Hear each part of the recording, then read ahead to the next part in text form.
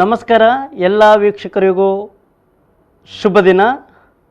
ದಶಮ ಸಂಭ್ರಮದ ಆವಿಷ್ಕಾರ ಯೋಗ ಅರ್ಪಿಸುವಂತಹ ಯೋಗಾರೋಗ್ಯ ಜ್ಞಾನಾಮೃತ ಕಾರ್ಯಕ್ರಮದ 4ನೇ ದಿನದ ಕಾರ್ಯಕ್ರಮಕ್ಕೆ ನಿಮಗೆಲ್ಲರಿಗೂ ಆತ್ಮೀಯವಾದಂತಹ ಸ್ವಾಗತ.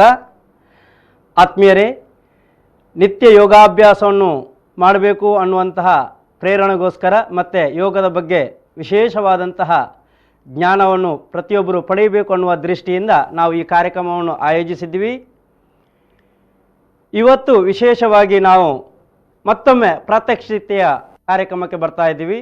ಪ್ರಾರಂಭದ ದಿವಸದಲ್ಲಿ ಮಾಡಿದಾಗೆ ಪ್ರಸ್ತುತ ಪರಿಸ್ಥಿತಿಯಲ್ಲಿ ನಾವು ಗುರುತಿಸಬೇಕಾದಂತಹ ಒಂದು ವಿಭಾಗ ಅಂತ ಹೇಳಿದರೆ ಹಿರಿಯರು. ಸಾಧಾರಣವಾಗಿ ಎಲ್ಲ ಮನೆಯಲ್ಲಿ ಹಿರಿಯರು ಇರ್ತಾರೆ. ಆದರೆ ಆ ಹಿರಿಯರ ಪರಿಸ್ಥಿತಿ ಏನಾಗಿದೆ ಅಂತ ಹೇಳಿದರೆ ಮನೆಯಲ್ಲಿಯೇ ಒಂದು ರೀತಿಯ ಪ್ರೀತಿಯ ಬಂಧನದಲ್ಲಿದ್ದಾಗೆ ಆಗಿದೆ. ಅವರಾಗಿಯೂ ಹೋಗಲಿಕ್ಕೆ ತಯಾರಿಲ್ಲ, ಹೋಗಲಿಕ್ಕೆ ತಯಾರಿದ್ದರೂ ಮನೆಯಲ್ಲಿ ಮಕ್ಕಳು ಹೊರಗೆ ಹೋಗಲಿಕ್ಕೆ ಬಿಡುವುದಿಲ್ಲ. ಕಾರಣ ಎಲ್ರಿಗೂ ಗೊತ್ತಿರುತ್ತೆ. ಹಾಗಾದರೆ ಆ ಹಿರಿಯರು ಯಾವ ರೀತಿ ದಿನಚರಿಯನ್ನು ಚೆನ್ನಾಗಿ ಮ್ಯಾನೇಜ್ ಮಾಡ್ತಾ ಆರೋಗ್ಯವಾಗಿ ನೆಮ್ಮದಿಯಲ್ಲಿ ಬದುಕಬಹುದು ಅನ್ನೋದಕ್ಕೆ ನಾವು ಚಿಂತನೆ ಮಾಡುವಾಗ ಹಲವಾರು ಕಾರ್ಯಕ್ರಮಗಳು ಹಿರಿಯರಿಗೆ ಸಿಗ್ತಾ ಇದೆ. ನನಗೆ ಸಹ ಗೊತ್ತಿದೆ. ಯಾಕೆಂತ ಹೇಳಿದರೆ ನಾನು ಸುಮಾರು 50-60 ಮಂದಿ ಹಿರಿಯರೊಟ್ಟಿಗೆ ನಿತ್ಯ ಸಂಪರ್ಕದಲ್ಲಿ ಇದ್ದೆ. ಅದರಲ್ಲಿ ಒಂದು ಕಾರ್ಯಕ್ರಮ ಅಂತ ಹೇಳಿದ್ರೆ ಯೋಗಾಭ್ಯಾಸನ. ಹಿರಿಯರು ಯೋಗಾಭ್ಯಾಸ ಮಾಡುವಂಥದ್ದು ಅಗತ್ಯ ಏನು, ಯಾವ ರೀತಿಯ ಯೋಗಾಭ್ಯಾಸಗಳು ಮಾಡಬೇಕು, ಯಾಕೆ ಯೋಗಾಭ್ಯಾಸಗಳು ಮಾಡಬೇಕು ಅನ್ನುವಂಥದ್ದನ್ನು ವಿಮರ್ಶೆ ಮಾಡೋದರೊಟ್ಟಿಗೆ ಇವತ್ತು ನಾವು ಹಿರಿಯರೇ ಯೋಗಾಭ್ಯಾಸ ಮಾಡುವಂತಹ, ಹಿರಿಯರಿಂದಲೇ ಮಾಡಿಸುವಂತಹ ಯೋಗಾಸನಗಳ ಮತ್ತು ಪ್ರಾಣಾಯಾಮದ ಪ್ರಾತ್ಯಕ್ಷಿತೆ ನಡೆಯಲಿಕ್ಕಿದೆ. ಮನೆಯಲ್ಲಿರುವಂಥ ಎಲ್ಲರೂ ಈ ಅಭ್ಯಾಸವನ್ನು ಪ್ರಯತ್ನ ಮಾಡ್ಬೋದು. ಒಂದು ವೇಳೆ ನೆಲದಲ್ಲಿ, ಈಗ ಅವರು ನೆಲದಲ್ಲಿ ಕೂತ್ಕೊಂಡು ಮಾಡುವಂಥ ವಿನ್ಯಾಸ ಕಾಣಿಸಿದ್ರು, ನಿಮಗೆ ನೆಲದಲ್ಲಿ ಕೂತ್ಕೊಳ್ಳಿಕ್ಕೆ ಆಗೋದಿಲ್ಲ ಅಂತ ಹೇಳಿದ್ರೆ ಬೆಡ್ಡಲ್ಲಿ ಕೂತ್ಕೊಂಡು ಮಾಡ್ಬೋದು. ನೆಲದಲ್ಲಿ ಕೂತ್ಕೊಳ್ಳಿಕ್ಕೆ ಆಗೋದಿಲ್ಲ ಅಂತ ಹೇಳಿದ್ರೆ ಚೇರಲ್ಲಿ ಕೂತ್ಕೊಂಡು ಅಭ್ಯಾಸಗಳು ಮಾಡ್ಬೋದು. ನಿಂತುಕೊಂಡು ಮಾಡಲಿಕ್ಕೆ ಸಾಧ್ಯ ಆಗದಿದ್ದರೆ ಕೆಲವು ಪ್ರಾಕ್ಟೀಸನ್ನು ಸ್ಕಿಪ್ ಮಾಡ್ಬೋದು. ಆದರೆ ನಿತ್ಯ 1 ಗಂಟೆ ಯೋಗಾಭ್ಯಾಸದ ಮುಖಾಂತರ ನಾವು ತೊಡಗಿಸ್ಕೊಂಡಾಗ ಖಂಡಿತವಾಗಿಯೂ ನಮ್ಮ ದಿನಚರಿ ತುಂಬ ಆರೋಗ್ಯಕರವಾಗಿರುತ್ತೆ. ಅದಕ್ಕೆ ಪೂರಕವಾಗಿ ಇವತ್ತು ಪ್ರಾತ್ಯಕ್ಷಿತೆ ಮತ್ತು ಅದರ ಬಗ್ಗೆ ವಿಮರ್ಶನೆ ಮಾಡಲಿಕ್ಕೆ ನಾವು ಇಲ್ಲಿ ಬದ್ಧರಾಗಿದ್ದೀವಿ. ಇವತ್ತಿನ ಕಾರ್ಯಕ್ರಮದಲ್ಲಿ ನಮಗೆ ಯೋಗಾಭ್ಯಾಸವನ್ನು ಮಾಡಿ ತೋರಿಸುವವರು ಶ್ರೀ ರಾಮ ಭಟ್ ಸರ್ ಅವರು.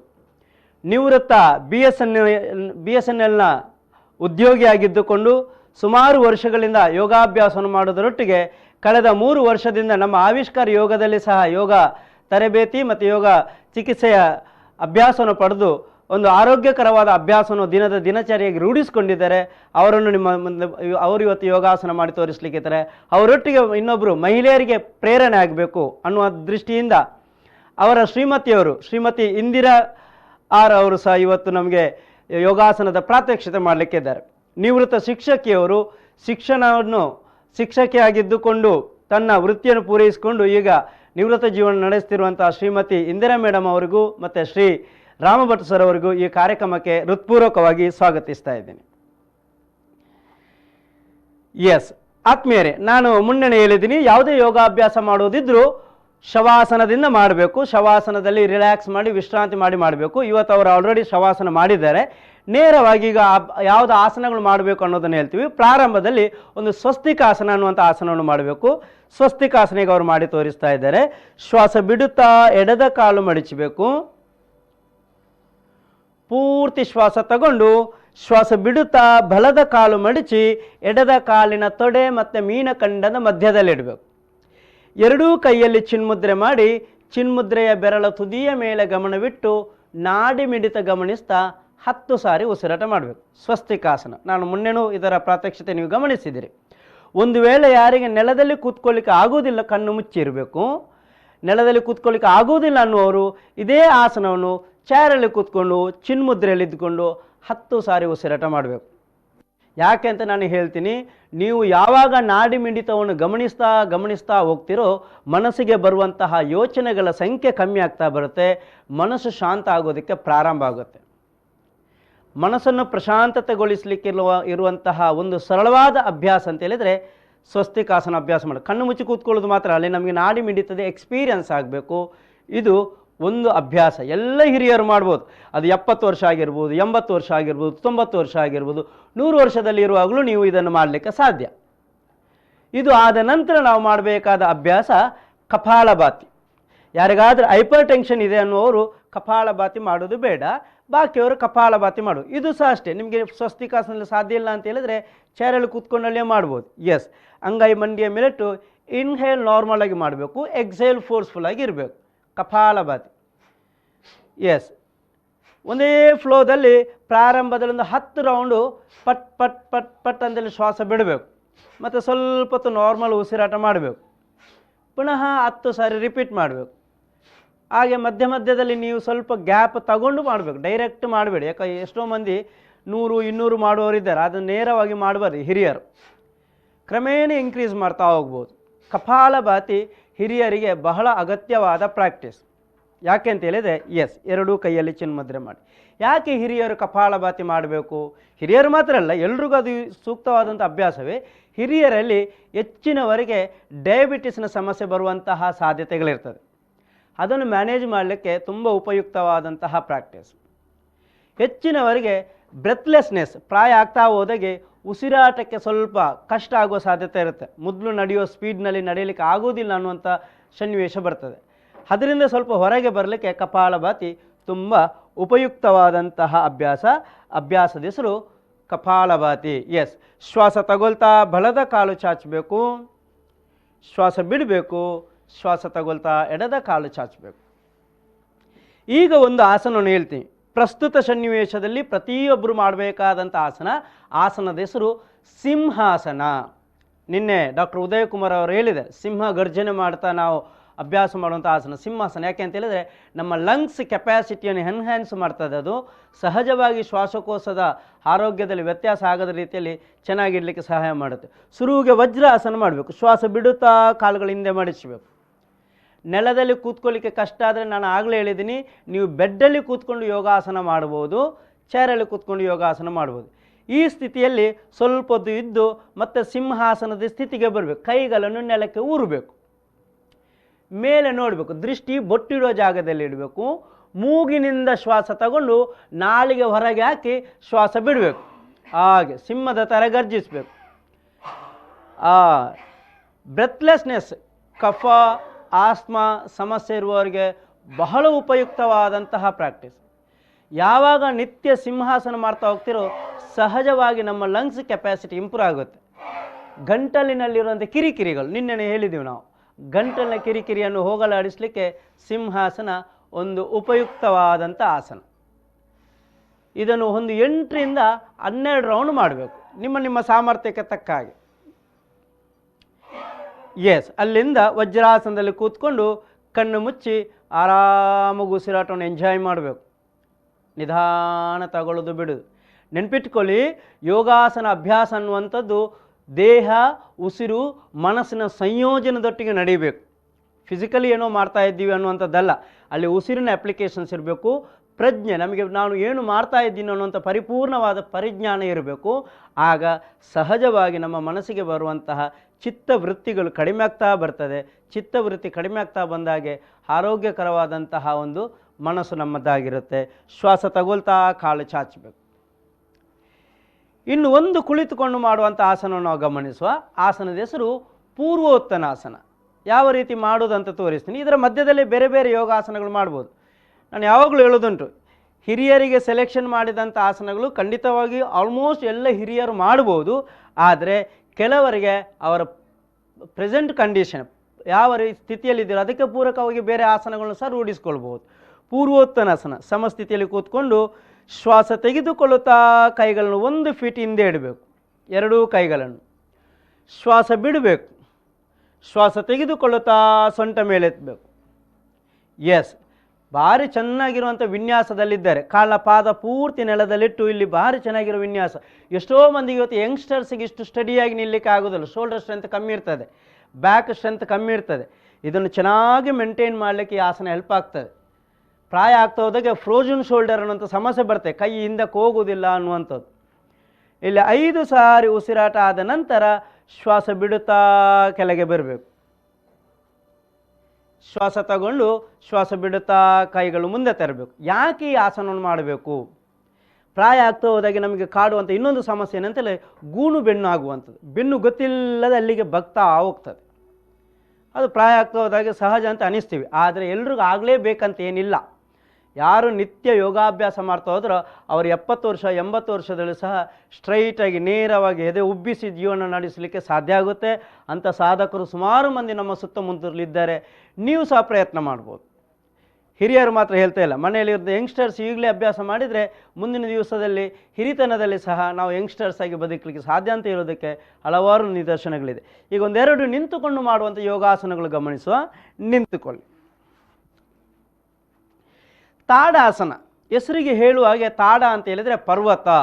ನಾವು ಪರ್ವತ ಥರ ಗಟ್ಟಿಯಾಗಿ ನೆಟ್ಟಗೆ ನೇರವಾಗಿ ನಿಲ್ಲಕ್ಕೆ ಆದರೆ ಅದು ಒಂದು ಆರೋಗ್ಯದ ಲಕ್ಷಣ. ಎಷ್ಟೋ ಮಂದಿಗೆ ಆಗೋದಿಲ್ಲ, ಪ್ರಾಯ ಆಗ್ತಾ ಹೋದಾಗೆ ಬಾಡಿ ಬ್ಯಾಲೆನ್ಸ್ ಸಿಗೋದಿಲ್ಲ. ಅದನ್ನು ಸರಿ ಮಾಡಿಕೊಳ್ಳೋದಕ್ಕೆ ತಾಡಾಸನ ಸಹಾಯಕ್ಕೆ ಬರುತ್ತೆ. ಇಲ್ಲಿ ಪೂರ್ತಿ ಶ್ವಾಸ ತಗೊಂಡು ಶ್ವಾಸ ಬಿಡುತ್ತಾ 5 ಸಾರಿ ಉಸಿರಾಟ ಮಾಡಬೇಕು. ಚೆನ್ನಾಗಿ ಶ್ವಾಸ ತಗೊಂಡು ಶ್ವಾಸ ಬಿಡಬೇಕು.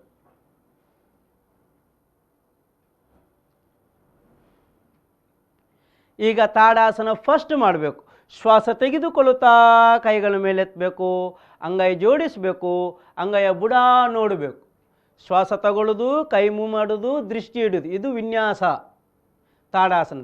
ಶ್ವಾಸ ಬಿಡುತ್ತಾ ಕೈಗಳ ಕೆಳಗೆ ತರಬೇಕು. ಇದು ಸಾಧಾರಣವಾಗಿ 70 ವರ್ಷ 80 ವರ್ಷದ ಆರಾಮಾಗಿ ಮಾಡುವಂಥ ಆಸನ. ಪುನಃ ಮಾಡಿ 5 ಸಾರಿ. ಶ್ವಾಸ ತಗೊಳ್ತಾ ಕೈಗಳ ಮೇಲೆ ಎತ್ತಿ, ಅಂಗೈ ಜೋಡಿಸಿ ಅಂಗೈಯ ಬುಡ ನೋಡಬೇಕು, ಶ್ವಾಸ ಬಿಡುತ್ತಾ ಕೈ ಕೆಳಗೆ ತರಬೇಕು. ಇನ್ನು 3 ಸಾರಿ ಮಾಡಬೇಕು.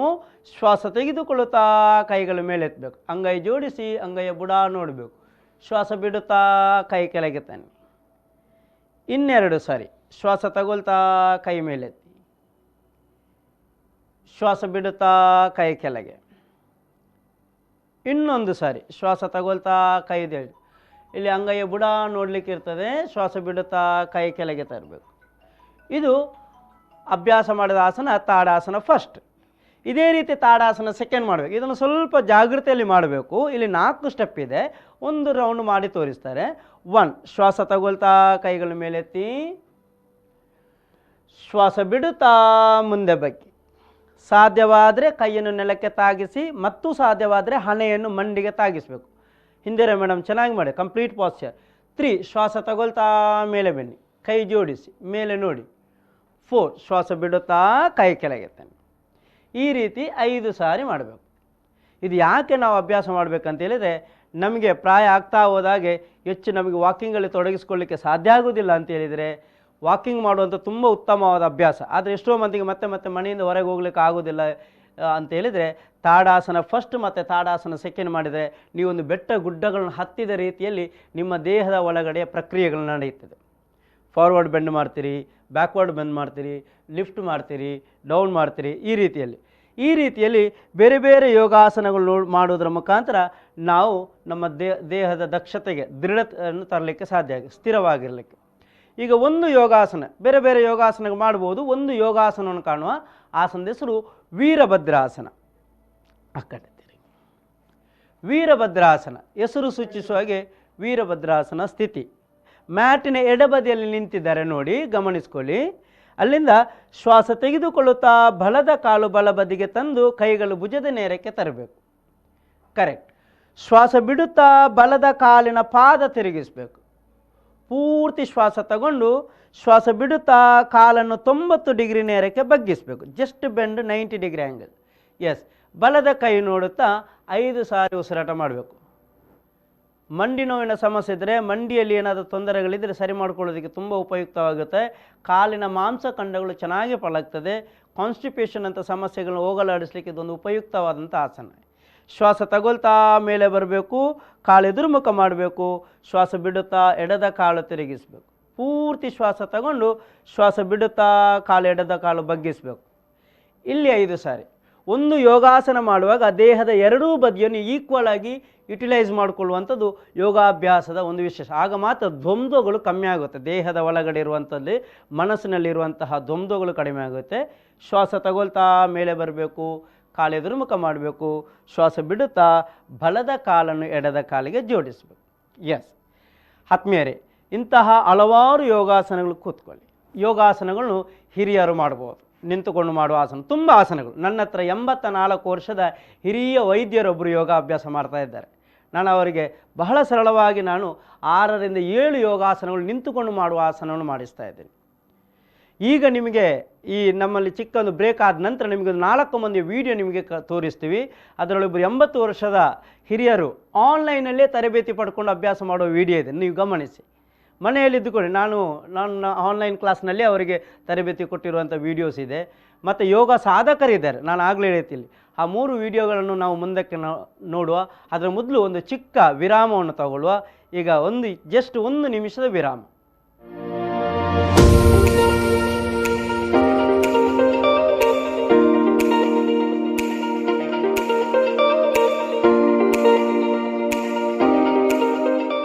ಮತ್ತೊಮ್ಮೆ ಕಾರ್ಯಕ್ರಮಕ್ಕೆ ಸ್ವಾಗತ. ನಾನು ಆಗಲೇ ಹೇಳಿದ ರೀತಿಯಲ್ಲಿ ಹಿರಿಯರನ್ನು ನೋಡಿ ಹಿರಿಯರ ಇನ್ಸ್ಪಿರೇಷನ್ ಆಗಬೇಕು ಅನ್ನುವ ಉದ್ದೇಶನೇ ಈ ಕಾರ್ಯಕ್ರಮದ ಉದ್ದೇಶ. ಈಗ ನಿಮಗೆ ಒಂದು 3-4 ಮಂದಿ ಯೋಗಾಸನ ಮಾಡುವಂಥ 1 ನಿಮಿಷದ ವಿಡಿಯೋ ನೀವು ನೋಡಲಿಕ್ಕಿದ್ದೀರಿ. ಅವರನ್ನು ನೋಡಿದರೆ ನಿಮಗೂ ಸಹ ಯೋಗ ಮಾಡಬೇಕಂತ ಖಂಡಿತವಾಗಿ ಅನಿಸ್ತದೆ. ಅಂತಹ ವಿಡಿಯೋ ಈಗ ನಿಮ್ಮ ಮುಂದೆ ಸುರೇಂದ್ರ ಬೇಕಲ್ ಅವರು ಈಗ ಮಾಡುವಂಥ ಯೋಗಾಸನ ನೀವು ನೋಡ್ತಾ ಇದ್ದೀರಲ್ಲಿ ವಿಡಿಯೋದಲ್ಲಿ. ಅವರು ಸಹ ವೀರಭದ್ರಾಸನದ ಒಂದು ವಿನ್ಯಾಸ. ಇವರು ನನಗೆ ಮುಖತಃ 1-2 ಸಾರಿ ಮಾತನಾಡಲಿಕ್ಕೆ ಸಿಕ್ಕಿದ್ದಾರೆ ಬಿಟ್ಟರೆ ತರಬೇತಿಗೆ ನಮ್ಮ ಕೇಂದ್ರಕ್ಕೆ ಬರಲಿಲ್ಲ. ಅವರು ಮನೆಯಲ್ಲಿದ್ದುಕೊಂಡೇ ಆನ್ಲೈನ್ನ ಕಮಾಂಡಿಗೆ ತಕ್ಕ ಹಾಗೆ, ಈಗ ನಿಮಗೆ ವೀರಭದ್ರಾಸನವನ್ನು ನೋಡಿದಾಗೆ ಅವರು ಕಮಾಂಡಿಗೆ ತಕ್ಕ ಹಾಗೆ ಮನೆಯಲ್ಲಿ ಅಭ್ಯಾಸ ಮಾಡಿದರು. ಅದರದ್ದು ಒಂದು ಕ್ಲಿಪ್ಪಿಂಗ್ಸ್ ಈಗ ನಿಮ್ಮ ಮುಂದೆ. ಯಾಕೆ ಹೇಳ್ತಾ ಇದ್ದೀನಿ ಅಂತ ಹೇಳಿದರೆ, ಈಗ ಮನೆಯಲ್ಲಿರುವಂಥ ಹಿರಿಯರನ್ನು ಖಂಡಿತವಾಗಿ ನಾವು ತುಂಬಾ ಜಾಗೃತಿ ಮಾಡಬೇಕು. ಹಾಗೆ ಅಂತೇಳಿ ಅವರ ಆರೋಗ್ಯಕ್ಕೆ ಪೂರಕವಾಗುವಂಥ ಚಟುವಟಿಕೆಯನ್ನು ಕೊಡುವಂಥದ್ದು ಪ್ರತಿಯೊಬ್ಬರ ಒಂದು ಅಗತ್ಯ. ಅದರಲ್ಲಿ ಯೋಗಾಭ್ಯಾಸನ ಒಂದು ಸರಳವಾದ ದಾರಿ. ಯಾಕೆಂತ ಹೇಳಿದರೆ ಇಲ್ಲಿ ಯಾವುದೇ ರೀತಿಯ ರಿಸ್ಕ್ ಕಮ್ಮಿ. ನಾವು ಬಹಳ ಸೂಕ್ಷ್ಮವಾಗಿ ಅವರಿಗೆ ಗಮನ ಕೊಟ್ಟು ಅಭ್ಯಾಸ ಮಾಡಲಿಕ್ಕೆ ಸಾಧ್ಯ ಆಗ್ತದೆ ಅನ್ನುವಂಥದ್ದು ನಾನು ಕಳೆದ 4 ತಿಂಗಳಲ್ಲಿ ಆನ್ಲೈನ್ ತರಬೇತಿಯಲ್ಲಿ ಸುಮಾರು 40 ಮಂದಿ ಹಿರಿಯರಿಗೆ ಯೋಗ ತರಬೇತಿ ಕೊಟ್ಟಾಗ ಕಂಡುಕೊಂಡಂತಹ ಸತ್ಯ. ಈಗ ನೀವು ಕಾಣುವಂತಹ ವಿಡಿಯೋ ನಿಜವಾಗಲೂ ನಾವು ಹೆಮ್ಮೆ ಪಡಬೇಕಾದಂಥ ಈ ವಿಡಿಯೋ TG ಸೆನೆ ಸರ್ ಮತ್ತು ಶ್ರೀಮತಿ ಸುಮತಿ ಸೆನೆಯವರು ಮಾಡ್ತಿರುವಂತಹ ಯೋಗಾಭ್ಯಾಸ ನೋಡಿ. ಅವರಿಗೆ 80 ವರ್ಷ. ಅವರು ದುಬೈಯಲ್ಲಿದ್ದರು. ನಾನು ಆನ್ಲೈನ್ ಕ್ಲಾಸ್ ಮಾಡ್ತಾ ಇರಬೇಕಾದ್ರೆ ದುಬೈಯಲ್ಲಿದ್ದರು. ಮಕ್ಕಳ ಮನೆಗಿಂತ ಹೋಗಿ ಮತ್ತು ಅಲ್ಲೇ ಸಿಕ್ಕಾಕೊಂಡಿದ್ದರು. ದುಬೈಯಲ್ಲಿದ್ದುಕೊಂಡ್ರು ಸಹ ಅವರು ಯೋಗಾಭ್ಯಾಸ ಮಾಡಿ 4 ತಿಂಗಳು ಚೆನ್ನಾಗಿ ತರಬೇತಿ ಪಡ್ಕೊಂಡಿದ್ದರು. ಅವರು ಈಗ ಮಂಗಳೂರಿಗೆ ಬಂದಿದ್ದಾರೆ. ಹಿರಿಯರಾಗಿದ್ದು 80 ವರ್ಷ ಮತ್ತು 76 ವರ್ಷದ ದಂಪತಿಗಳು. ನಮಗೆ ಹೆಮ್ಮೆ ಆಗ್ತದೆ. ನಾನು ಅಂಥ ಹಿರಿಯರಿಗೆ ಯೋಗ ತರಬೇತಿ ನೀಡಿದ್ಯೋ ಅನ್ನುವಂಥ ಹೆಮ್ಮೆ. ಅವರು ನೋಡುವಾಗ ಪ್ರತಿಯೊಬ್ಬರು ಯೋಗ ಮಾಡಬೇಕು ಅನ್ನುವಂಥ ನಮ್ಮ ಒಂದು ಪ್ರಜ್ಞೆ, ನಮ್ಮ ಕಾನ್ಷಿಯಸ್ ಅಲರ್ಟ್ ಆಗಬೇಕು ಅನ್ನೋದೇ ಈ ವಿಡಿಯೋದ ಉದ್ದೇಶ. ಅವರು ಧನುರಾಸನ, ಸರ್ವಾಂಗಾಸನ ತನಕ ಆಸನಗಳು ಮಾಡ್ತಾರೆ. ಈಗ ನಾವು ನೋಡಿ, ಅಲ್ಲಿ ವಕ್ರಾಸನ ಬಹಳ ಅಗತ್ಯವಾದ ಆಸನ ಹಿರಿಯರಿಗೆ. ಯಾಕೆಂತ ಹೇಳಿದರೆ ಡಯಾಬಿಟಿಸ್ ಮ್ಯಾನೇಜ್ಮೆಂಟ್ನಲ್ಲಿ ವಕ್ರಾಸನ, ಟ್ವಿಸ್ಟಿಂಗ್ ಆಸನಗಳು ಬಹಳ ಮುಖ್ಯ. ಅವರು ಚೆನ್ನಾಗಿ ವಕ್ರಾಸನ ಮಾಡಿ ತೋರಿಸ್ತಾ ಇದ್ದಾರೆ ನೋಡಿ. ನಮ್ಮ ತರಬೇತಿಯಿಂದ ಮೊದಲು ಸಹ ಅವರು ತರಬೇತಿ ಪಡ್ಕೊಂಡಿದ್ದರು. ಮೊದಲು ಸಹ ಯೋಗಾಸನ ಮಾಡುವಂಥ ಅನುಭವ ಇತ್ತು ಅವರಿಗೆ. ಬಟ್ ಅವರು ಅಭ್ಯಾಸವನ್ನು ನಿಲ್ಲಿಸಲಿಲ್ಲ ನೋಡಿ. ಕಾರಣ ಕೊಟ್ಟು ಬೇರೆ ಬೇರೆ ರೀಸನ್ನಿಂದಾಗಿ ಅಭ್ಯಾಸವನ್ನು ನಿಲ್ಲಿಸಲಿಲ್ಲ. ನಿತ್ಯ ಅಭ್ಯಾಸದ ಅನುಷ್ಠಾನ ಮಾಡ್ತಾ ಇದ್ದಾರೆ. ಇದು TG ಸೆನೆ ಸರ್ ಮತ್ತು ಶ್ರೀಮತಿ ಸುಮತಿ ಸೆನೆ ಅವರ ವಿಡಿಯೋ ನೀವೀಗ ನೋಡ್ತಾ ಇರೋದು. ಇಲ್ಲಿ ಒಬ್ಬರ ವಿಡಿಯೋ ಕಾಣಿಸ್ತಾ ಇದೆ ನೋಡಿ. ಇಲ್ಲಿ 2 ನಿಮಿಷದ ಇವರ ವಿಡಿಯೋವನ್ನು ಪ್ರತಿ ಯುವಕರು ನೋಡಬೇಕು, ಹಿರಿಯರಲ್ಲ, ಯುವಕರು ನೋಡಬೇಕು. ಯಾಕೆ ಅಂತ ಹೇಳಿದರೆ ಒಬ್ಬರು ಹಿರಿಯರು 61 ವರ್ಷ ಅವರದು. ಹಿರಿಯರು ಎಷ್ಟು ಅದ್ಭುತವಾದ ಅಡ್ವಾನ್ಸ್ ಯೋಗಾಸನ ಮಾಡಿ ತೋರಿಸ್ತಾರೆ ಅನ್ನೋದಕ್ಕೆ ಇವರೊಂದು ಪ್ರಾಕ್ಟಿಕಲ್ ಎಕ್ಸಾಂಪಲ್. ನಾವು ಕಳೆದ ವರ್ಷ ದಸರಾ ಯೋಗದಲ್ಲಿ ಆನ್ಲೈನ್ ಯೋಗಾಸನ ಕಾಂಪಿಟೇಷನ್ ಆರ್ಗನೈಸ್ ಮಾಡಿದ್ದೀವಿ. ಸುಮಾರು 250 ಮಂದಿ ಆ ಕಾಂಪಿಟೇಷನಲ್ಲಿ ಥ್ರೂಔಟ್ ಕರ್ನಾಟಕದಿಂದ 2 ನಿಮಿಷದ ವಿಡಿಯೋ ಮಾಡಿ ಕಳಿಸಿದರು ನೋಡಿ. ಅವರು ಪಶ್ಚಿಮೋತ್ತನಾಸನ ಮಾಡುವಂತಹ ಒಂದು ವಿನ್ಯಾಸ ನೋಡಿ. ಹೊಟ್ಟೆ ಮತ್ತು ತೊಡೆಯ ಮಧ್ಯದಲ್ಲಿ ಒಂದು ಸ್ವಲ್ಪನೂ ಗ್ಯಾಪ್ ಇಲ್ಲ. ಅಷ್ಟು ಫ್ಲೆಕ್ಸಿಬಿಲಿಟಿ ಸಾಧನೆ ಅಲ್ಲದೆ ಬೇರೆ ಏನೂ ಅಲ್ಲ. ಅದು 1-2 ದಿವಸಕ್ಕೆ ಸಿದ್ಧಿಸುವಂಥ ಆಸನನೇ ಅಲ್ಲ. ನಿರಂತರ ದೀರ್ಘಕಾಲ ನೈರಂತರ್ಯ ಅಂತ ಏನು ಹೇಳ್ತೀವೋ ಆ ರೀತಿ ಅಭ್ಯಾಸ ಮಾಡಿದರೆ ಮಾತ್ರ ನೋಡಿ. ಅಲ್ಲಿ ಒಂದು ಕಾಲಿನಲ್ಲಿ ನಿಲ್ಲುವಂತಹ ವೃಕ್ಷಾಸನ ನೀವು ನೋಡ್ತಾ ಇದ್ದೀರಾ. ಎಷ್ಟೋ ಮಂದಿ ಮಕ್ಕಳಿಗೆ ಇವತ್ತು 10 ವರ್ಷದ ಮಗುವಿಗೆ ಸಹ ಒಂದು ಆಸನವನ್ನು ಒಂದು ವರ್ಷದಲ್ಲಿ ಅಚೀವ್ ಮಾಡಲಿಕ್ಕೆ ಆಗೋದಿಲ್ಲ. ಅಂಥದ್ರಲ್ಲಿ ಅವರು ಈ ಏಜಿನಲ್ಲಿ ಸಹ ಅದ್ಭುತವಾದ ಯೋಗಾಸನ ಮಾಡಿ ತೋರಿಸ್ತಾ ಇದ್ದಾರೆ. 2 ಯೋಗಾಸನ ಇದೆ ಅವರು ಮಾಡುವಂಥದ್ದು. ಅದು ಕುಳಿತುಕೊಂಡು ಮಾಡುವಂಥ ಆಸನಗಳಲ್ಲಿ ಅವರೀಗ ಮಾಡ್ತಾ ಇರುವಂಥ ಆಸನ ಒಂದು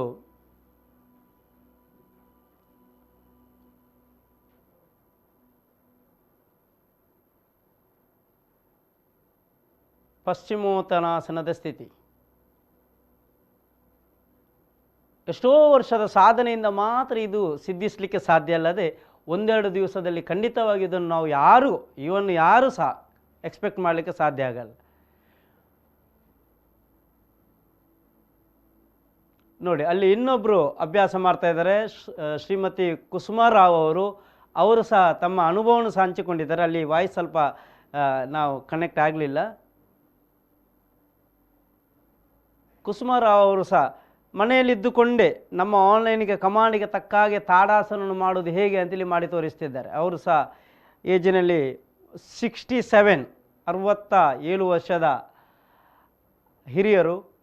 ನಾವು ಅವರನ್ನೆಲ್ಲ ಹಿರಿಯರಂತ ಹೇಳಬೇಕಾಗಿಲ್ಲ, ಯುವಕರಂತಲೇ ಹೇಳ್ಬೋದು, ಯುವತಿಯರಂತಲೇ ಹೇಳ್ಬೋದು. ಯಾಕೆಂತ ಹೇಳಿದರೆ ಅವರ ಜೀವನೋಲ್ಲಾಸ, ಜೀವನದಲ್ಲಿ ಏನಾದರೂ ಆ್ಯಕ್ಟಿವ್ ಆಗಿರಬೇಕು ಅನ್ನುವಂತಹ ಒಂದು ಚೈತನ್ಯ ಪ್ರತಿಯೊಬ್ಬರ ಹತ್ರನೂ ಕಾಣಿಸಲಿಕ್ಕೆ ಸಾಧ್ಯ ಆಗುತ್ತೆ. ಎಸ್, ಈಗ ನಾವು ನೇರವಾಗಿ ಮಲಗಿ ಮಾಡುವ ಒಂದು 2 ಯೋಗಾಸನಗಳನ್ನು ನೋಡುವ. ಈಗ ಪವನ ಮುಕ್ತಾಸನ ಅಂತ ಒಂದು ಯೋಗಾಸನವನ್ನು ಮಾಡಿ ತೋರಿಸ್ತಾರೆ. ಸುಲಭವಾಗಿ ಮಾಡಬಹುದಾದಂಥ ಯೋಗಾಸನ ಪವನ ಮುಕ್ತಾಸನ, ಮಲಗಿ. ಇಲ್ಲಿ ಒಂದೊಂದು ಕಾಲು ಮಾಡಲಿಕ್ಕಿದೆ. ಈಗ ಒಂದೊಂದು ಕಾಲು ಮಾಡೋದಿಲ್ಲ, 2 ಕಾಲಿನಲ್ಲಿ ನೇರವಾಗಿ ಪವನ ಮುಕ್ತಾಸನ ಮಾಡ್ತಾರೆ. ನಾವು ಪ್ರಾರಂಭದಲ್ಲಿ ಒಂದೊಂದು ಕಾಲು ಮಾಡಲಿಕ್ಕಿದೆ. ಶ್ವಾಸ ಬಿಡುತ್ತಾ 2 ಕಾಲುಗಳನ್ನು ಮಡಿಚಿ ಕೈಗಳಿಂದ ಇಟ್ಕೊಳ್ಳಿ. ಶ್ವಾಸ ತೆಗೆದುಕೊಳ್ಳುತ್ತಾ ತಲೆ ಮೇಲೆತ್ತಿ. ಈ ಆಸನ ಯಾಕೆ ಹಿರಿಯರಿಗೆ ಸೂಕ್ತ ಅಂತ ಹೇಳಿದರೆ, ಎಷ್ಟೋ ಮಂದಿಗೆ ಸಂದು ನೋವುಗಳಿದೆ, ವಾತ ರಿಲೇಟೆಡ್ ಡಿಸಾರ್ಡರ್ಸ್, ಸಂದು ನೋವುಗಳು ಬರ್ತದೆ, ಕಾನ್ಸ್ಟಿಪೇಷನ್ ಪ್ರಾಬ್ಲಮ್ ಬರ್ತದೆ, ಗ್ಯಾಸ್ಟ್ರೈಟಿಸ್ ಪ್ರಾಬ್ಲಮ್ ಬರ್ತದೆ.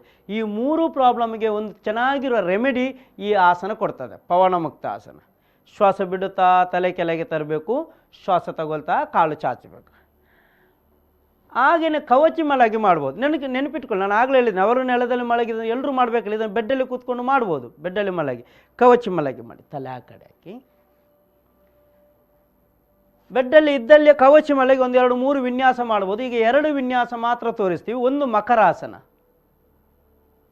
ಮಕರ ಅಂತ ಹೇಳಿದರೆ ಇಲ್ಲಿ ಆರಾಮಾಗಿ ಕಾಲು 1 ಫೀಟ್ನಷ್ಟು ದೂರ ಇಟ್ಟಿರಬೇಕು, ಕೈಗಳು ಗಲ್ಲದ ಅಡಿಯಲ್ಲಿ ಇಡಬೇಕು. ಇಲ್ಲಿ ಬೆನ್ನು ನೋವಿನ ಸಮಸ್ಯೆ ಇದ್ದರೆ, ಬ್ಯಾಕ್ ಪೇಯ್ನ ಸಮಸ್ಯೆ ಇದ್ದರೆ ಬಹಳ ಚೆನ್ನಾಗಿ ರೆಮಿಡಿ ಸಿಗ್ತದೆ ಮಕರಾಸನದಲ್ಲಿ, ಮತ್ತು ದೇಹಕ್ಕೆ ತುಂಬ ಉಪಯುಕ್ತವಾದಂತಹ ವಿಶ್ರಾಂತಿ ಸಿಗ್ತದೆ, ರಿಲ್ಯಾಕ್ಸ್. ಈಗ ಕೋವಿಡ್ ಪೇಷಂಟಿಗೆ ಟ್ರೀಟ್ಮೆಂಟ್ನಲ್ಲಿ ಇಂಥ ಒಂದು ವಿನ್ಯಾಸವನ್ನು ಸಜೆಸ್ಟ್ ಮಾಡ್ತಾರೆ. ಆಗ ಬ್ರೀದಿಂಗ್ ಫ್ಲೋ ಇಂಪ್ರೂವ್ ಆಗ್ತದೆ, ಆಕ್ಸಿಜನ್ ಲೆವೆಲ್ ಸರಿಯಾಗಲಿಕ್ಕೆ ಅದು ಸಹ ಒಂದು ಸರಳವಾದ ವಿನ್ಯಾಸ ಅಂತೇಳಿ ಸಜೆಸ್ಟ್ ಮಾಡ್ತಾ ಇದ್ದಾರೆ. ಈಗ ನಾವು ಕಾಣುವಂಥ ಆಸನ ಭುಜಂಗಾಸನ. ಕಾಲು ಜೋಡಿಸಬೇಕು, ಕೈಗಳು ಭುಜದ ಅಡಿಯಲ್ಲಿ ಇಡಬೇಕು. ಶ್ವಾಸ ತೆಗೆದುಕೊಳ್ಳುತ್ತಾ ತಲೆ ಭುಜ ಚೆಸ್ಟ್ ಮೇಲೆ ಬರಬೇಕು. ಹೊಟ್ಟೆ ತನಕ ಮಾತ್ರ ದೇಹ ಎತ್ತಬೇಕು, ಸೊಂಟ ನೆಲದಲ್ಲಿ ಇರಬೇಕು. ದೃಷ್ಟಿ ಭ್ರೂ ಮಧ್ಯ, ಬೊಟ್ಟಿಡುವ ಜಾಗದಲ್ಲಿ ದೃಷ್ಟಿ ಇಟ್ಟು ಚೆನ್ನಾಗಿ ಉಸಿರಾಟ ಮಾಡಬೇಕು. ಅಭ್ಯಾಸದ ಹೆಸರು ಭುಜಂಗಾಸನ. ಶ್ವಾಸ ಬಿಡುತ್ತಾ ಕೆಳಗೆ ಬರಬೇಕು.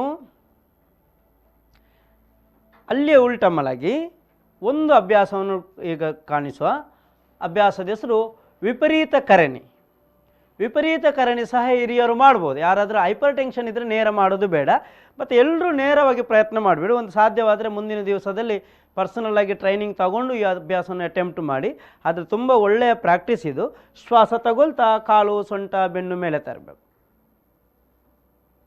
ಎಸ್, ಸರ್ವಾಂಗಾಸನ ಅಲ್ಲ, ಸರ್ವಾಂಗಾಸನ ಇದಕ್ಕಿಂತ ಒಂದು ಬೇರೆಯೇ ವಿನ್ಯಾಸ ಇದೆ ಸ್ವಲ್ಪ. ಇದು ವಿಪರೀತ ಕರಣಿಯ ವಿನ್ಯಾಸ.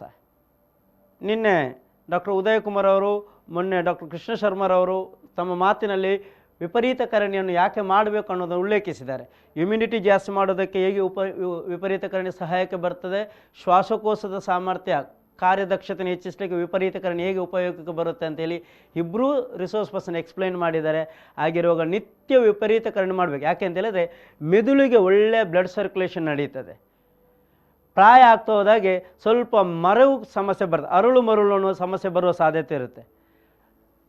ಆ ರೀತಿ ಹಲವಾರು ಬ್ರೈನಿಗೆ ಸಂಬಂಧಪಟ್ಟಂಥ ಸಮಸ್ಯೆಗಳಿರೋದನ್ನು ಸರಿ ಮಾಡ್ಕೊಳ್ಳೋದಕ್ಕೆ, ಇಲ್ಲದೆ ಪ್ರಿವೆಂಟ್ ಮಾಡ್ಕೊಳ್ಳೋದಕ್ಕೆ ಇಂಥ ಯೋಗಾಸನಗಳು ಸಹಾಯಕ್ಕೆ ಬರುತ್ತೆ.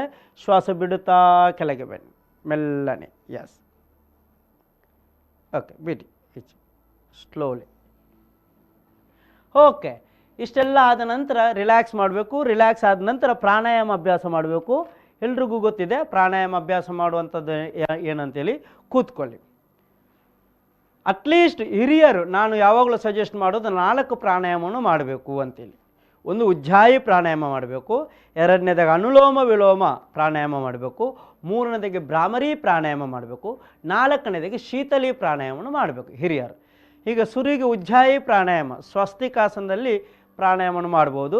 ಶ್ವಾಸ ಬಿಡುತ್ತಾ ಎಡದ ಕಾಲು ಮಡಚಬೇಕು, ಶ್ವಾಸ ತಗೊಂಡು ಶ್ವಾಸ ಬಿಡುತ್ತಾ ಬಲದ ಕಾಲು ಮಡಚಬೇಕು. ಈ ವಿನ್ಯಾಸದಲ್ಲಿ ಗಂಟಲಿನಲ್ಲಿ ಗಮನ ಕೊಟ್ಟು ಉಸಿರಾಟದ ಶಬ್ದವನ್ನು ಆಲಿಸ್ತಾ 21 ಸಾರಿ ಉಸಿರಾಟ ಮಾಡಬೇಕು. ನೆನಪಿಟ್ಟುಕೊಳ್ಬೇಕು, ನಾವು ಮಾಡುವ ಉಸಿರಾಟದ ಬಗ್ಗೆ ಸರಿಯಾದ ಜಾಗೃತಿ ಇರಬೇಕು. ಪ್ಯೂರ್ ಕಾನ್ಷಿಯಸ್ನೆಸ್ ಅಂತ ಕರಿತೀವಿ. ಎಷ್ಟೋ ಸಾರಿ ನಾವು ಉಸಿರಿನ ಬಗ್ಗೆ ಹೆಚ್ಚು ಗಮನನೇ ಕೊಡದೆ ಅರ್ಧಂಬರ್ಧ ಉಸಿರಾಟ ಮಾಡ್ತಾ ಇರ್ತೀವಿ. ಆಗಬಾರ್ದು. ಪೂರ್ತಿ ಶ್ವಾಸ ತಗೊಳ್ತಾ ಇದ್ದೀನಿ, ಪೂರ್ತಿ ಶ್ವಾಸ ಬಿಡ್ತಾ ಇದ್ದೀನಿ ಅನ್ನುವಂಥ ಪ್ರಜ್ಞೆ ಇಟ್ಟುಕೊಂಡು ನಾವು ಅಭ್ಯಾಸ ಮಾಡಿದರೆ ಅದರ ಎಕ್ಸ್ಪೀರಿಯನ್ಸೇ ಅದ್ಭುತ. ಯಾಕೆಂದರೆ ಉಜ್ಜಾಯಿ ಹೆಸರು ಹೇಳುವ ರೀತಿಯಲ್ಲಿ ಅಪ್ಲಿಫ್ಟ್, ದಿನದಿಂದ ದಿನಕ್ಕೆ ನಮ್ಮ ಆಯುಷ್ಯ ವೃದ್ಧಿ ಮಾಡ್ತಾ ಹೋಗ್ತದೆ. ಆಯುಷ್ಯ ವೃದ್ಧಿ ಮಾಡುತ್ತೆ ಅಂತ ಹೇಳಿದರೆ ದೇವರು ಕೊಟ್ಟ ವರ್ಷ ಜಾಸ್ತಿ ಮಾಡುತ್ತೆ ಅಂತ ಅರ್ಥ ಅಲ್ಲ. ದೇವರು ಕೊಟ್ಟ ವರ್ಷದ ತನಕ ನಮ್ಮ ದೇಹದ ಅಂಗಾಂಗಗಳು ಚೆನ್ನಾಗಿ ಕೆಲಸ ಮಾಡಲಿಕ್ಕೆ ಬೇಕಾದ ರೀತಿಯ ಪ್ರಾಣಶಕ್ತಿ ಕೊಡ್ತಾ ಬರ್ತದೆ ಈ ಪ್ರಾಣಾಯಾಮ ಮಾಡೋದ್ರಿಂದ. ಇದು ಉಜ್ಜಾಯಿ ಪ್ರಾಣಾಯಾಮ. ಇದು ಆದ ನಂತರ ಅನುಲೋಮ ವಿಲೋಮ ಪ್ರಾಣಾಯಾಮ ಮಾಡಬೇಕು. ಬಲದ ಕೈಯಲ್ಲಿ 2 ಬೆರಳನ್ನು ಮಡಿಚಿ ಮೃಗಿ ಮುದ್ರೆ ಅಂತ ಕರಿತೀವಿ. ಇದನ್ನು ಮೃಗಿ ಮುದ್ರೆ ಅಥವಾ ನಾಸಿಕಾ ಮುದ್ರೆ ಅಂತ ಕರಿತೀವಿ. ಈ ಮುದ್ರೆಯನ್ನು ಮಾಡಿ ಹೆಬ್ಬೆರಳಿಂದ ಬಲದ ಮೂಗು ಬಂದ್ ಮಾಡಿ ಎಡದ ಮೂಗಿಂದ ನಿಧಾನ ಶ್ವಾಸ ತಗೊಳ್ಬೇಕು.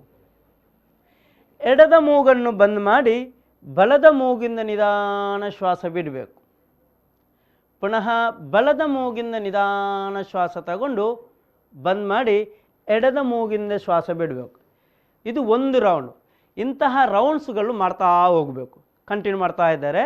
ಪ್ರಾರಂಭದಲ್ಲಿ 10 ರೌಂಡ್, ಕ್ರಮೇಣ 21 ರೌಂಡ್, ಮತ್ತು 42 ರೌಂಡ್ಸ್ ಅಭ್ಯಾಸ ಮಾಡೋದನ್ನು ರೂಢಿಸ್ಕೊಳ್ಬೇಕು. ಯಾರು 42 ರೌಂಡ್ ಅನುಲೋಮ ವಿಲೋಮ ಮಾಡಲಿಕ್ಕೆ ಸಾಧ್ಯ ಆಯಿತೋ ಅಂಥವರಲ್ಲಿ ಗೊತ್ತಿಲ್ಲದೆ ನಮ್ಮಲ್ಲಿ ಎನರ್ಜಿ ಜಾಸ್ತಿ ಆಗ್ತಾ ಹೋಗ್ತದೆ. ಲಿವಿಂಗ್ ಫೋರ್ಸ್, ವೈಟಲ್ ಫೋರ್ಸ್ ಅಂತ ಕರಿತೀವಿ. ಪ್ರಾಣ ಅಂತ ಹೇಳಿದರೆ ವೈಟಲ್ ಫೋರ್ಸ್, ನಮ್ಮಲ್ಲಿ ಬದುಕುವ ಚೈತನ್ಯ. ನಾನು ತುಂಬ ಮಂದಿ ಹತ್ರ ಎಕ್ಸ್ಪೆರಿಮೆಂಟ್ ಮಾಡಲಿಕ್ಕೆ ಹೇಳಿದೆ. ಏನಂತ ಹೇಳಿದರೆ, ನಿಮ್ಮಲ್ಲಿ ಚೆನ್ನಾಗಿರುವಂತಹ ಉಸಿರಾಟದ ಸ್ವಸ್ಥವಾದಂಥ ಶ್ವಾಸಕೋಶ ಇದೆ ಅಂತ ಅಸೆಸ್ ಮಾಡಲಿಕ್ಕೆ ಒಂದು ಸರಳವಾದ ಮೆಥಡ್ ಇದೆ. ಏನಂತ ಹೇಳಿದರೆ, ನಿಮ್ಮ ಪಕ್ಕದಲ್ಲಿ ಎಲ್ಲಿಯಾದರೂ ಒಂದು 6 ಫ್ಲೋರಿನ ಬಿಲ್ಡಿಂಗ್ ಇದ್ದರೆ 6 ಫ್ಲೋರಿನ ಬಿಲ್ಡಿಂಗನ್ನು ಸ್ಟೆಪ್ಪಲ್ಲಿ ಕ್ಲೈಮ್ ಮಾಡ್ತಾ ಹೋಗಿ, ಸ್ಟೆಪ್ಪಲ್ಲಿ ಹತ್ತುತ್ತಾ ಹೋಗಿ. ಯಾರಿಗೆ ಏದುಸಿರು ಬಿಡದೆ ನೇರವಾಗಿ 6ನೇ ಮಾಳಿಗೆಗೆ ನಡೀಲಿಕ್ಕೆ ಸಾಧ್ಯ ಆಯಿತು ಅಂತ ಹೇಳಿದರೆ ಅವರ ಶ್ವಾಸಕೋಶ ಚೆನ್ನಾಗಿ ಕೆಲಸ ಮಾಡ್ತಾ ಇದೆ ಅಂತ ಅರ್ಥ. ಮಧ್ಯದಲ್ಲಿ ನಿಲ್ಲಬೇಕು, ಏದುಸಿರು ಬಿಡ್ತಾ ಇದೆ ಅಂತ ಹೇಳಿದರೆ ಶ್ವಾಸಕೋಶದ ಸಾಮರ್ಥ್ಯ ಸ್ವಲ್ಪ ವ್ಯತ್ಯಾಸ ಆಗ್ತಾ ಇದೆ ಅಂತ ಅರ್ಥ. ಆ ರೀತಿಯಲ್ಲಿ ಆದರೆ 6 ತಿಂಗಳು ಆದ ನಂತರ ಮತ್ತೊಮ್ಮೆ ಪ್ರಾಣಾಯಾಮ ಮಾಡಿ 6 ತಿಂಗಳು ಆದ ನಂತರ ಅದನ್ನೇ ಅಭ್ಯಾಸ ಮಾಡಿದವರಿಗೆ ಆರಾಮಾಗಿ ನಡೀಲಿಕ್ಕೆ ಸಾಧ್ಯ ಆಗಿದೆ. ಎಸ್, ಶ್ವಾಸ ಬಿಡುತ್ತಾ ಎಡದ ಮೂಗಿಂದ ಶ್ವಾಸ ಬಿಡುತ್ತಾ ಅಭ್ಯಾಸ ಕೊನೆಗೊಳಿಸಿ. ಈ ರೀತಿಯಲ್ಲಿ ನಾವು ಅಭ್ಯಾಸ ಮಾಡುವಂತಹ ಸರಳವಾದ ಯೋಗಾಸನಗಳು, ಪ್ರಾಣಾಯಾಮಗಳು ಮತ್ತು ಪ್ರಣವ ಧ್ಯಾನ ಮಾಡಬೇಕು. ಮೊನ್ನೆ ಹೇಳಿಕೊಟ್ಟಿದ್ದೀನಿ ಪ್ರಣವ ಧ್ಯಾನ ಮಾಡುವ ಕ್ರಮ. ಕೊನೆಗೆ ಶವಾಸನಗಳು ಮಾಡಬೇಕು. ಈಗ 1 ಗಂಟೆ ನಿರಂತರವಾಗಿ ಯೋಗಾಭ್ಯಾಸ ಮಾಡಿ ನಿತ್ಯ ಯೋಗಾಭ್ಯಾಸ ಮಾಡೋದ್ರ ಮುಖಾಂತರ ಅದ್ಭುತವಾದ ಪ್ರಯೋಜನವನ್ನು ನಮ್ಮ ಜೀವನದಲ್ಲಿ ಪಡ್ಕೊಳ್ಬೋದು. ಜೀವನದ ಕೊನೆಯ ದಿನಕ್ಕಂತ ಹೇಳುತ್ತಾ ನಾಳೆಯ ದಿವಸ ಇನ್ನೊಬ್ಬರು ವಿಶೇಷ ಅತಿಥಿಯನ್ನು ತರಿಸ್ತೀನಿ. ಅವರು ರಿಟೈರ್ಡ್ ಆದ ನಂತರ ಯೋಗದಲ್ಲಿ ಸ್ನಾತಕೋತ್ತರ ಪದವಿಯನ್ನು ಪಡ್ಕೊಂಡಿದ್ದಾರೆ. ರಿಟೈರ್ಡ್ ಆದ ನಂತರ ಯೋಗದಲ್ಲಿ ಸ್ನಾತಕೋತ್ತರ ಪಡೆದು ಈಗ ಯೋಗ ಶಿಕ್ಷಕರಾಗಿ ಕೆಲಸ ಮಾಡ್ತಿರುವಂಥ JV ಶೆಟ್ಟಿ ಅನ್ನೋರನ್ನು ನಾಳೆ ಅತಿಥಿಯಾಗಿ ಬರ್ತಾ ಇದ್ದಾರೆ. ಅವರೊಟ್ಟಿಗೆ ನಾಳೆ ಸಂವಾದ ನಡೆಯಲಿಕ್ಕಿದೆ. ಸಾಧಕರೊಟ್ಟಿಗೆ ಸಂವಾದ ಅನ್ನುವಂಥ ಕಾರ್ಯಕ್ರಮದೊಟ್ಟಿಗೆ ಆವಿಷ್ಕಾರ ಯೋಗದ ಈ ಕಾರ್ಯಕ್ರಮದಲ್ಲಿ ಭಾಗವಹಿಸಿದಂಥ ಶ್ರೀ ರಾಮಭಟ್ ಸರ್ವ ದಂಪತಿಯವರಿಗೆ ಆವಿಷ್ಕಾರ ಯೋಗ ಮತ್ತು V4 ಚಾನಲ್ ಪರವಾಗಿ ಧನ್ಯವಾದಗಳನ್ನು ಅರ್ಪಿಸ್ತಾ ಅವರಿಗೊಂದು ಸ್ಮರಣಿಕೆಯನ್ನು ಅನಿಸ್ತಾ ಇದ್ದೀನಿ sir. Yeah, okay, thank you sir.